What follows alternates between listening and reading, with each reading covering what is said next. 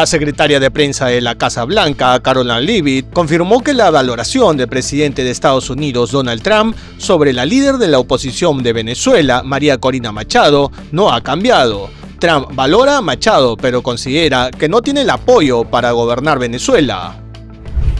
El Senado de Estados Unidos rechazó este miércoles por un estrecho margen un proyecto de ley que busca obligar al presidente Donald Trump a pedir aprobación expresa del Congreso antes de ordenar acciones militares contra Venezuela. Ante las constantes amenazas de Donald Trump para tomar control del territorio de Groenlandia, Alemania, Francia, el Reino Unido y otros países europeos han comenzado a enviar contingentes militares a la isla para defender su soberanía. Arabia Saudita, Qatar y Omán disuadieron al presidente estadounidense Donald Trump de atacar a Irán en represalia por la represión de las manifestaciones. Le advirtieron las graves repercusiones que tendría para la región, informó el jueves el alto cargo saudita.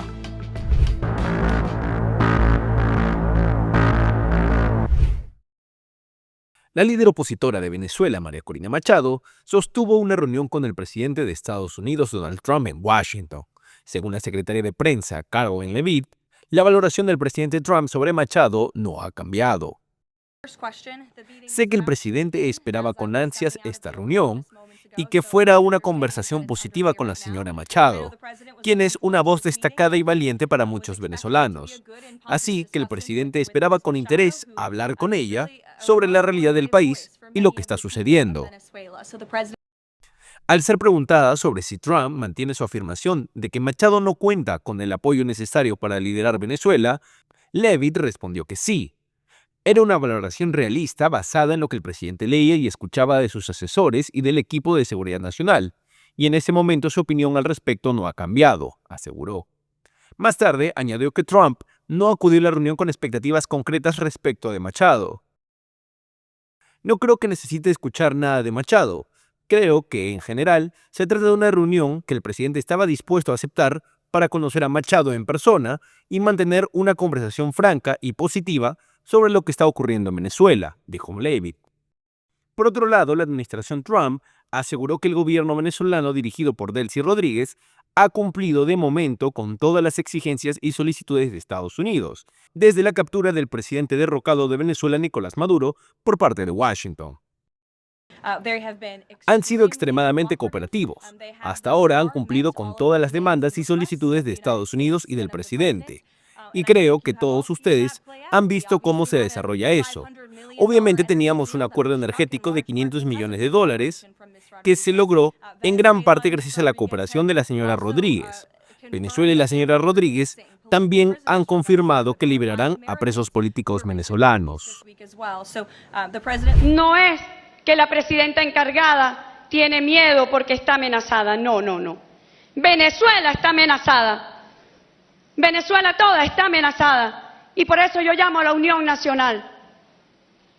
Para que, con la soberanía por delante, demos la batalla diplomática. Y yo les digo, si algún día me tocase, como presidenta encargada, ir a Washington, lo haré de pie, caminando, no arrastrada.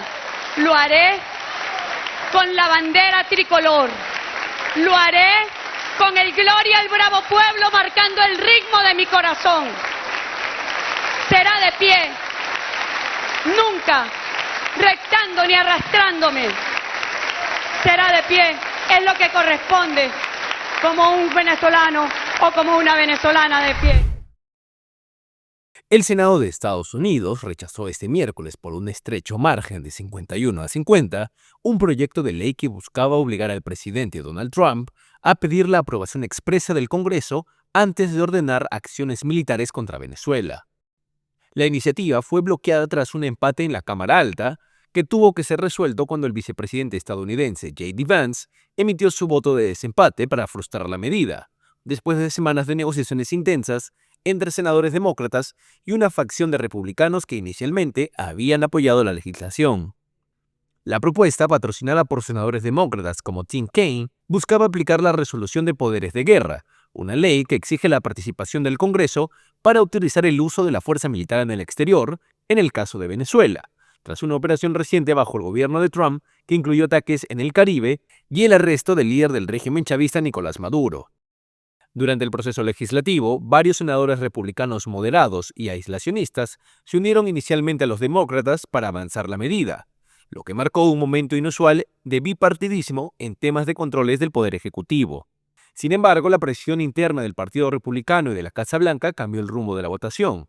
Algunos de los republicanos que habían respaldado la resolución la semana anterior revirtieron su voto tras recibir aseguramientos de la administración y mensajes directos de Trump, argumentando que actualmente no hay tropas estadounidenses en combate directo en Venezuela. El liderazgo republicano también defendió que la medida era innecesaria porque, según su interpretación, no hay una guerra declarada contra Venezuela, que requiera tal autorización y que el presidente tiene autoridad constitucional para actuar en este tipo de escenarios. La derrota de la iniciativa generó críticas desde los sectores demócratas y algunos legisladores republicanos moderados, que sostienen que este resultado refuerza el uso unilateral de la fuerza por parte de la Casa Blanca, sin el debido control del Congreso. Los defensores de la resolución argumentan que preservar el papel del legislativo en decisiones de guerra es un pilar constitucional que debe respetarse, especialmente en conflictos sin una clara declaración formal de guerra. Por su parte, Trump celebró la votación como una reafirmación de la confianza en su liderazgo militar y de seguridad nacional, y mostró su rechazo a cualquier limitación futura. La decisión del Senado de rechazar la resolución mantiene abierta la posibilidad de operaciones militares estadounidenses en Venezuela bajo la orden presidencial directa, siempre que no se concrete una acción en el Congreso que establezca límites formales. Este desarrollo legislativo, cubierto extensamente por The Hill, resalta tanto la división entre republicanos como la capacidad de influencia de la presidencia sobre los procesos de fiscalización parlamentaria. Además, refuerza el papel del Congreso como árbitro en el control del uso de la fuerza a nivel internacional, en un contexto en que persisten tensiones y controversias sobre la política exterior de Estados Unidos en la región latinoamericana. Estados Unidos capturó un sexto buque petrolero.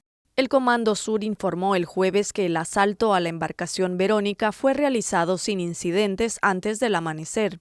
Un video muestra a soldados descendiendo en rapel sobre la cubierta de la embarcación. La captura se realizó en el marco de la campaña que Estados Unidos lanzó en diciembre contra buques sancionados que van hacia o salen de Venezuela. El único petróleo que saldrá de Venezuela será el petróleo coordinado adecuada y legalmente, indicó el Comando Sur. La secretaria de Seguridad Nacional de Estados Unidos, Kristi Noem, dijo en X que un equipo táctico de la Guardia Costera abordó otro petrolero fantasma sancionado. Entre los 6 barcos incautados hasta el momento hay un petrolero vinculado a Rusia, que fue apresado en el Atlántico Norte la semana pasada tras ser perseguido por Estados Unidos desde la costa de Venezuela. El régimen de Cuba rindió un homenaje oficial a los 32 militares cubanos fallecidos durante la intervención militar de Estados Unidos en Venezuela, operación que culminó con la captura del líder del régimen chavista Nicolás Maduro y su esposa el pasado 3 de enero.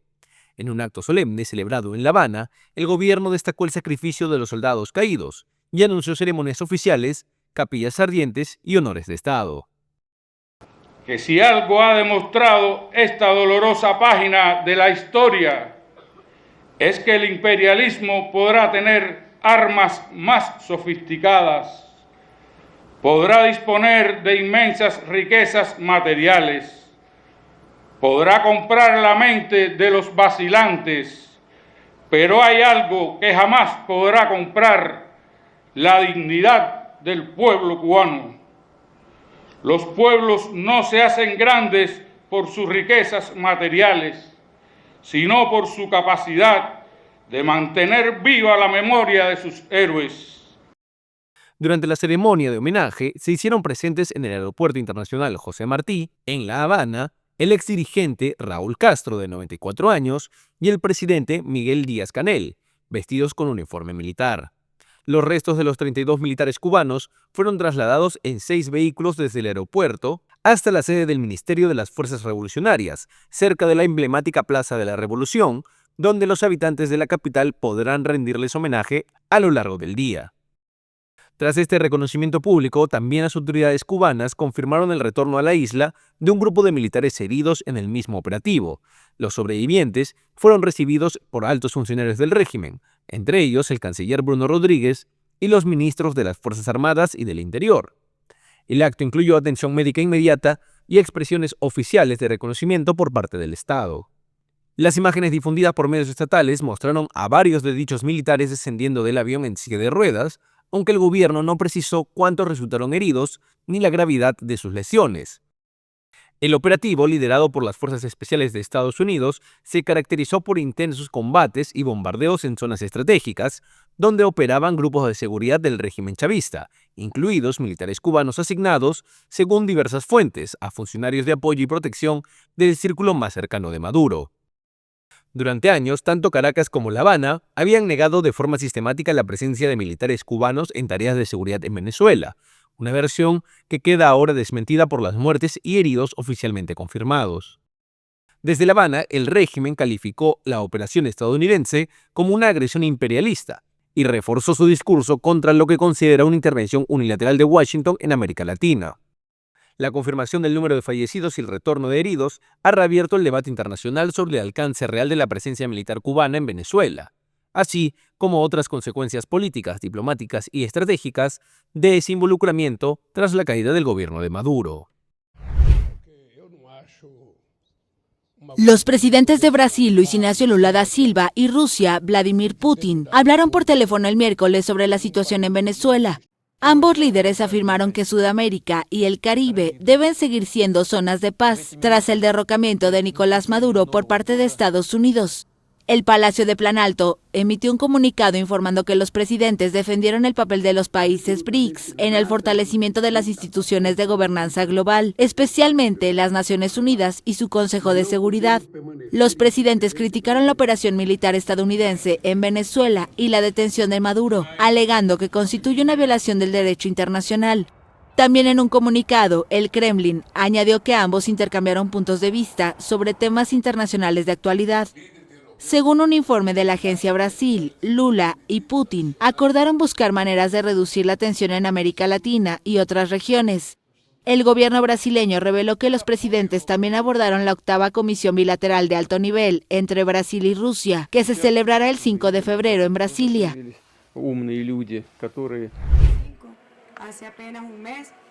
La presidenta interina de Venezuela, Delcy Rodríguez, anunció el miércoles un nuevo momento para el país. El mensaje es muy claro. El mensaje es una Venezuela que se abre a un nuevo momento político, que permita el entendimiento desde la divergencia y desde la diversidad política ideológica. Pero debe ser con respeto hacia el otro, debe ser con respeto hacia los derechos humanos. Los mensajes de odio, intolerancia, las acciones de violencia no serán permitidas. El cumplimiento de la ley será estricto.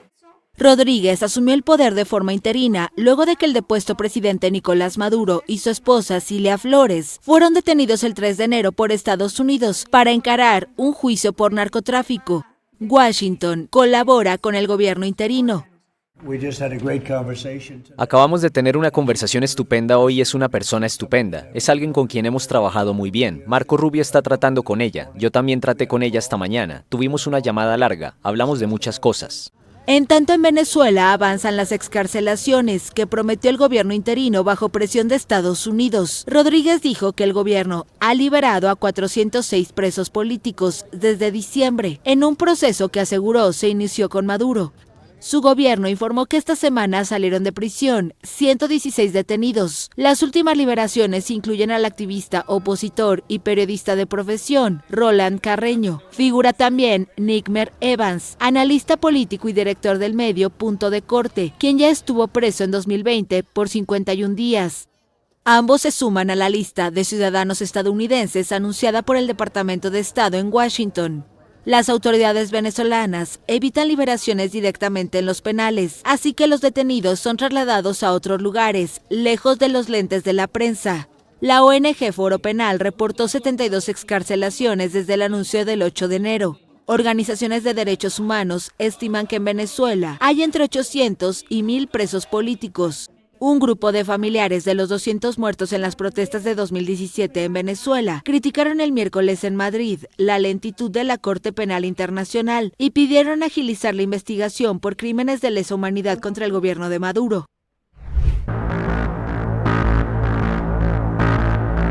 Groenlandia se ha convertido en el centro de una nueva tensión internacional. En los últimos días, varios países europeos han anunciado el envío de tropas al territorio en medio de un creciente conflicto diplomático con Estados Unidos por su control y seguridad estratégica. El contexto es claro. El presidente Donald Trump ha reiterado que adquirir Groenlandia es una propiedad para la seguridad nacional estadounidense. Desde la Casa Blanca, su secretaria de prensa, Karoline Leavitt, confirmó que el mandatario y su equipo evalúan distintas opciones para alcanzar ese objetivo, sin descartar el uso del ejército estadounidense. Estas declaraciones encendieron las alertas en Europa. Francia, Suecia, Reino Unido, Alemania y Noruega anunciaron el despliegue de personal militar en respaldo a Dinamarca, país al que pertenece Groenlandia. Suecia confirmó este miércoles 14 de enero el envío de tropas que participarán en la Operación Resistencia Ártica, un ejercicio militar liderado por Dinamarca y coordinado con países aliados. El primer ministro sueco Ulf Kristersson explicó que el objetivo es fortalecer la cooperación internacional y responder al escenario de tensión en el Ártico. En esta operación se sumaron Reino Unido, Noruega, Alemania y Francia, que enviarán no solo soldados, sino también aeronaves, buques y equipamiento militar. El ministro de Defensa de Dinamarca, Troels Lund, recordó que el refuerzo militar en Groenlandia viene desarrollándose desde 2025. El ministro de Defensa danés anunció además un refuerzo inmediato en Nuuk, con el despliegue de un comando avanzado y la realización de maniobras conjuntas con aliados de la OTAN. Noruega enviará 2 militares para explorar nuevas formas de cooperación en el Ártico, mientras Alemania evaluará su contribución especialmente en vigilancia marítima. España, por su parte, no ha descartado sumarse a la misión. Así, la militarización del Ártico avanza y Groenlandia queda en el centro de una disputa estratégica que podría redefinir el equilibrio de poder en la región. Un agente federal de inmigración disparó el miércoles contra un venezolano en Minneapolis, una semana después de que otro uniformado de esa fuerza causara la muerte a una estadounidense en esa misma ciudad. La información fue brindada por el alcalde de Minneapolis, que pidió mantener la calma.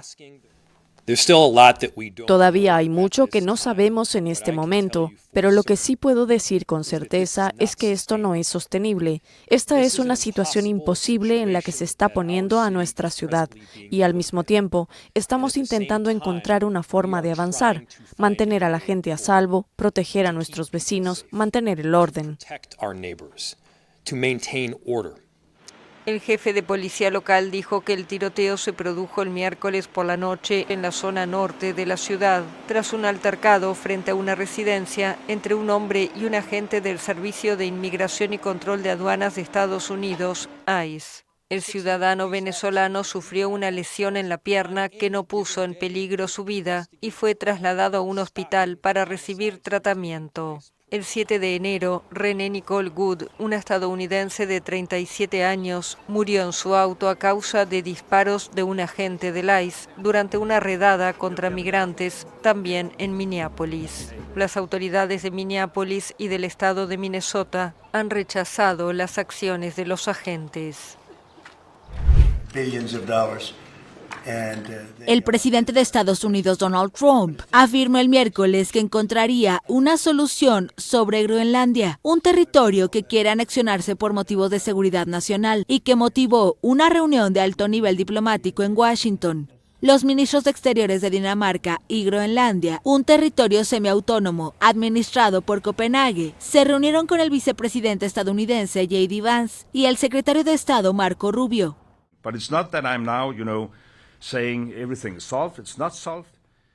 Pero no es que ahora diga que todo está resuelto, no lo logramos, pero sinceramente no creía que fuera factible, no logramos cambiar la postura estadounidense. Es evidente que el presidente desea conquistar Groenlandia. Dejamos muy claro que esto no beneficia al reino.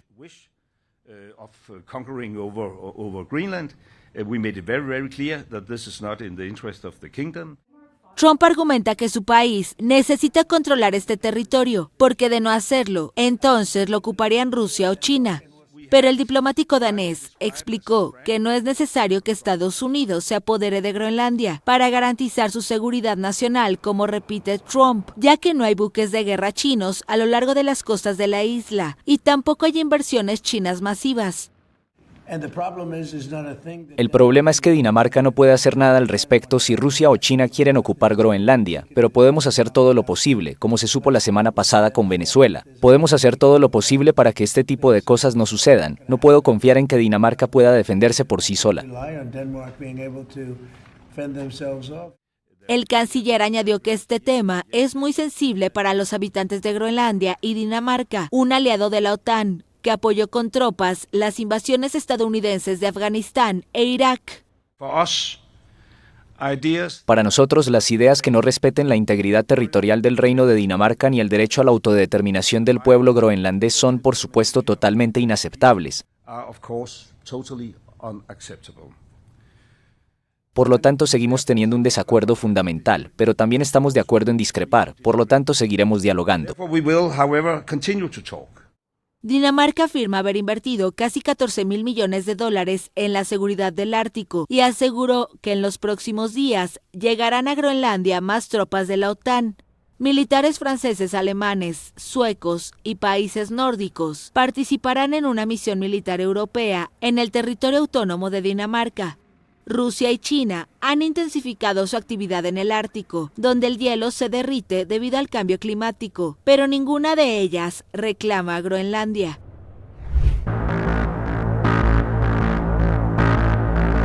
El Consejo de Ministros tiene un tema.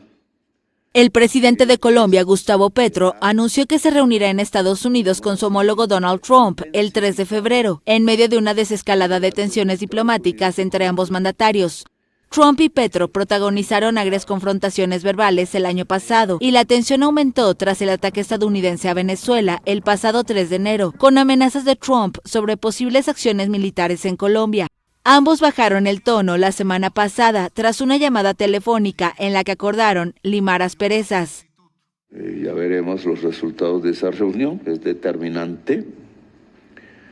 Mi intención es que el colombiano y la colombiana en general de cualquier lugar del país no sufra y esté tranquilo. En su primera conversación, los mandatarios se comprometieron a llevar a cabo acciones conjuntas para golpear al narcotráfico en Colombia, en especial al Ejército de Liberación Nacional, una guerrilla que opera en la frontera con Venezuela. El gobierno de Trump retiró en 2024 la certificación a Colombia como aliado en la lucha antidrogas, al considerar insuficientes sus esfuerzos para detener el tráfico de cocaína hacia Estados Unidos. Washington también le retiró la visa a Petro. Tras la intervención estadounidense en Venezuela, Trump acusó sin pruebas a Petro de ser un líder del narcotráfico y dijo que le parecía bien llevar a cabo una incursión militar en suelo colombiano. Colombia es el principal productor de cocaína en el mundo, pero Petro asegura que durante su gobierno se han hecho incautaciones récord de esa droga. Nicaragua ratificó el miércoles una reforma constitucional que elimina el derecho a la doble nacionalidad, un golpe para los cientos de miles de exiliados nicaragüenses que ahora perderán su ciudadanía si obtienen una extranjera. La medida ratificada por el Congreso forma parte del cambio profundo a la Constitución que en 2025 dio un poder absoluto a los copresidentes de Nicaragua, los esposos Daniel Ortega y Rosario Murillo. Los diputados, a pedido de Ortega y Murillo, aprobaron la reforma en mayo del año pasado y estaba pendiente la ratificación en un segundo periodo legislativo, lo que se cumplió el miércoles. Esta medida reafirma que ser nicaragüense no es un título, sino un acto de entrega a la defensa de la independencia, soberanía y autodeterminación. En los últimos años, los copresidentes han despojado de la nacionalidad nicaragüense a cientos de opositores y críticos de su gobierno, que calificó de traidores a la patria y fueron expulsados o forzados a abandonar el país. El presidente del Congreso, Gustavo Porras, aclaró en 2025 que la prohibición de la doble nacionalidad no es retroactiva, pero opositores dudan de que eso se cumpla. La Gran Confederación Opositora Nicaragüense, que reúne a organizaciones expatriadas, calificó la medida como un castigo de la dictadura y advirtió que incrementará el exilio forzado.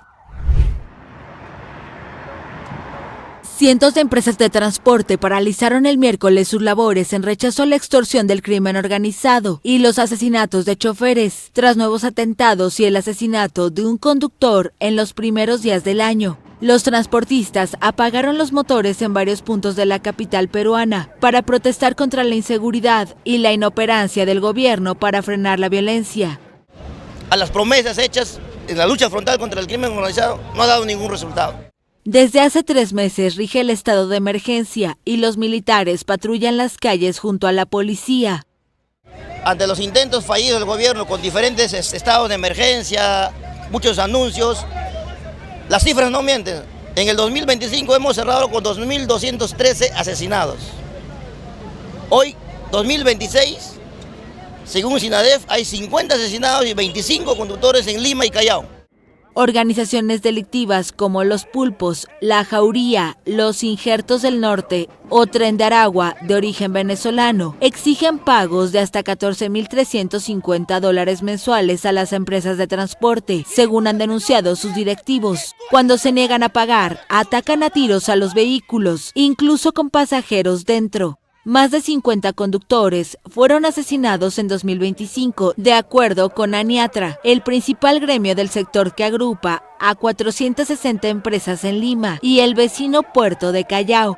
En 2025, Perú registró más de 25.000 denuncias de extorsión, un 20% más que en 2024, según la policía.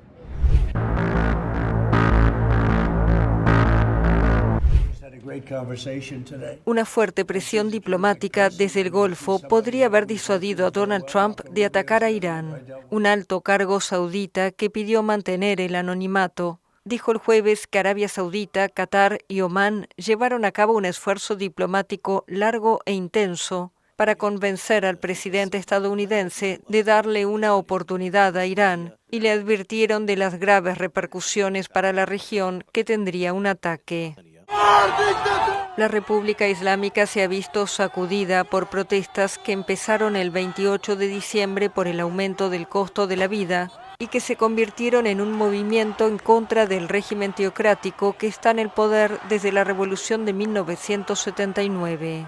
Desde que empezaron las protestas, Trump amenazó con una intervención militar en represalia por la represión de las manifestaciones. Pero el miércoles dijo haber sido informado de que las matanzas terminaron.